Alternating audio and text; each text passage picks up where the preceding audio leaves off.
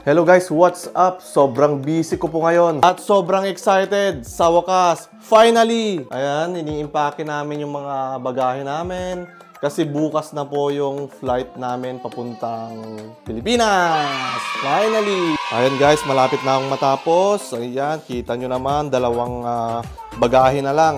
Yung iba, yan na naayos ko na. Ayan guys, hindi na ako nakakatulog sa sobrang excited. Alam nyo kung bakit ako sobrang excited? Nagkukwento ko sa inyo. Ito yung isa sa sinadya ko na magbakasyon sa tagal ng panahon. May isa kasing bagay ako na gustong uwian. Abangan nyo po.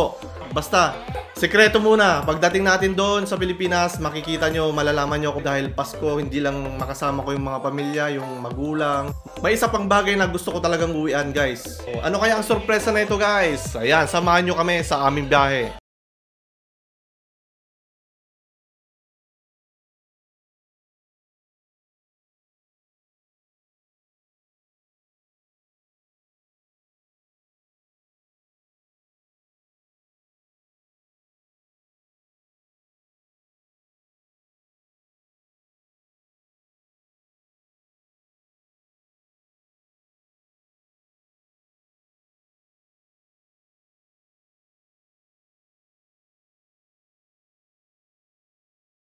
Punta na kami sa airport. Ayan si Kuya, anong pangalan mo kaya? Dante, Kuya Dante. Sa mga gustong mag-arkila ng taxi, yan. Kahit saan daw dito sa Italia, itutour niya daw kayo.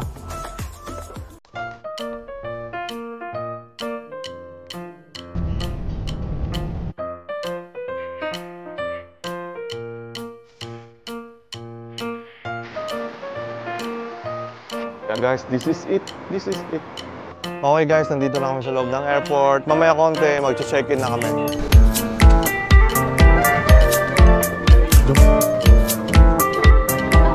Ayan guys, kakatapos lang namin mag-check-in. Ito na yung aming boarding pass. Ito. Maghihintay pa kami ng 2 oras. Tagal pa. Ano Angel, excited ka na sa Pilipinas? Oo, Tagalog ka nga. Dali. Pag tinanong ka anong pangalan mo, anong sasabihin mo? Guys, punta na namin yung aming gate. Ayan guys, ikot-ikot muna kami. Nandito kami sa duty free. Ayan, parang gustong bumili ng alak kasi hindi ako nakabili. Overbagahe na kasi kami. Ayan, ang gustong bilhin to. Tangkere, masarap to.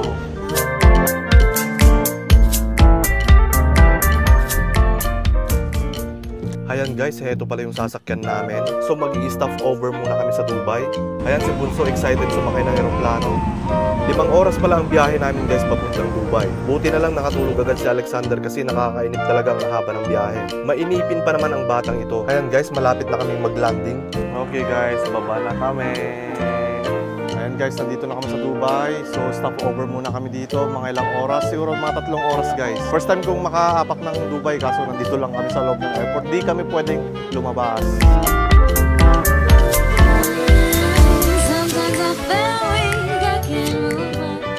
Grabe guys, ang dami mga Pilipino dito. Mga nagtatrabaho at mga nakakasalubong ko. Puro halos mga Pilipino, ang dami nila.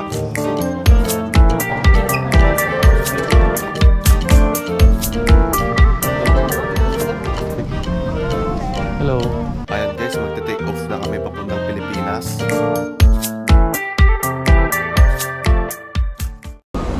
Thank you. Bye-bye.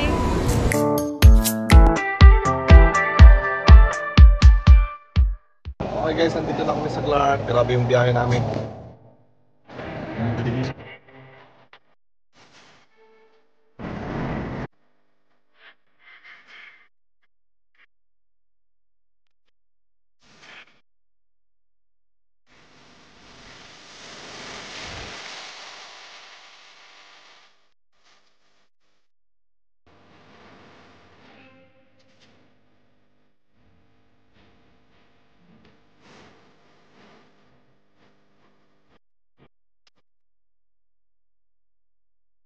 Good morning po sa inyo guys. Ayan, sa wakas, nandito na kami sa Pilipinas. Pasensya na kayo kagabi kung hindi na ako nakapag-video, hindi ko na naituloy kasi nga gabi na.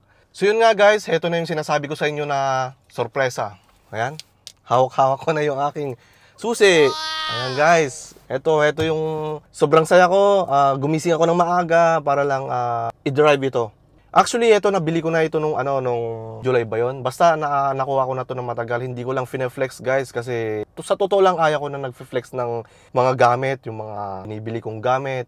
Eto naman, guys, ginagawa ko itong video na ito dahil pang-motivate ko sa mga, lalo na sa mga kabataan, pang-inspirational ko lang to. Ayan, guys, nakaka-touch ng puso, makita mo yung pinaghirapan mo, yung pagod ko sa Italy, yung pagtatrabaho ko na araw-araw, halos magda-day off lang ako ng linggo isang beses, o kaya minsan pag day off ko, magtatrabaho pa ako part-time para lang maabot yung aking pangarap. Dati pangarap ko lang to eh. Unti-unting binibigay ni God. Masaya-masaya na ako na naabot ko yung pangarap ko. Kasi simple lang naman yung pangarap ko, hinihiling ko lagi. Magkaroon ng bahay, kotse. Ayan, may sarili na kaming sasakyan. Malay natin yung hinihiling natin na maliit ay ipagkakalob niya pala ng mas malaki. Sobrang napakabuti ng Panginoon. Mabagal man ito, pero unti-unti niya itong binibigay na hindi mo nararamdaman, hindi mo napapansin. Minsan na lang magugulat ka, may swerteng dumarating, may blessings na dumarating, yun na yun. Basta wag lang tayong tumigil na mangarap. Pag mangarap tayo, haluan natin ng dasal. Hindi natin makakamit ang isang bagay kung sa atin lang, sinasarili lang natin. Actually, guys, nakatulog lang ako ng kaunti. Ilang oras lang, siguro 3 oras lang kasi nag-a-adjust pa kami ng oras. Sa Italy kasi ngayon, hating gabi pa lang, mga alas 12 pa lang. So nauuna tayo. Dito naman alas 7 ng umaga. So alas 3 pa lang, nagising na ako. Tapos hinihintay ko lumiwanag, mag-vlog, i-vlog ko ito, ipinaghandaan ko talaga. Ayan, guys, yung nakuha ko palang sasakyan ay Honda BRV, yung top of the line yung kinuha ko, yung may sensing. First car ko to, guys. Wow. Grabe. Akalain nyo yun, nung yung dati na nanaginip lang ako magkaroon ng sasakyan balang araw. Ito na, pinagkaloob na ng ating Panginoon. 7-seater pala ito, guys. Kita nyo naman yung kinarga niya kagabi. Ilang kami, ang dami namin, nagkasya. Akala ko nga hindi magkakasya, guys. Pero malupit to. Grabe, ang cute. Hindi naman sa kalakihan, hindi rin kaliitan. Saktong-sakto. Okay, guys, ipapakita ko naman sa inyo kung ano yung itsura niya sa labas. Tara!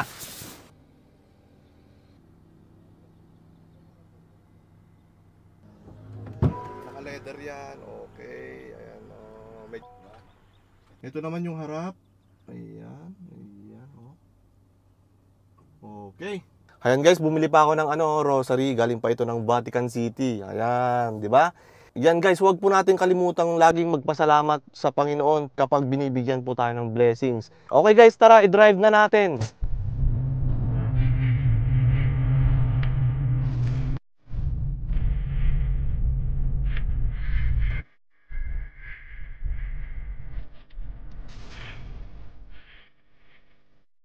Ayan, guys, grabe, napaka-smooth gamitin. So yun lang, guys, sana mabangan nyo yung susunod ng mga vlog ko sa Pangasinan naman. Kasi, guys, 45 days lang kami dito, so sana masulit namin yung bakasyon namin. Pero sisingitan ko pa rin ng mga pagbablog. Lalong-lalo na sa Pangasinan, guys, yung dating pamumuhay namin, kung paano ako lumaki doon, ipapakita ko sa inyo. Abangan nyo po. Huwag nyo po kalimutang mag-follow, guys. Salamat!